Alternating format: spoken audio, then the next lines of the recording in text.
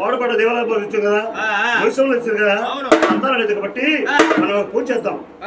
మన ఊళ్ళో ఉన్న ప్రజలకి తాగడానికి నీళ్ళు లేవు. తాగడానికి నీళ్ళు లేకపోతే పళ్ళాల చెరువులో ఏ వెత్తమంటారు.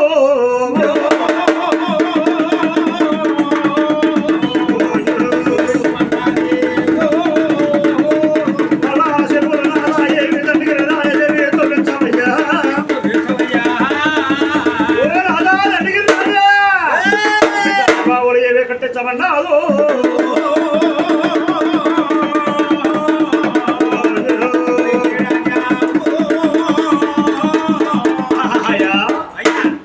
రాజా, మన ఊళ్ళో ఉన్న ప్రజల మొత్తం కూడా నీళ్ళకి ఇబ్బంది పడుతున్నారు కాబట్టి పలాను సరువులు దవంచవయ్యా నాదా ప్రాణేశ్వర తండ్రికి రాజా అంది.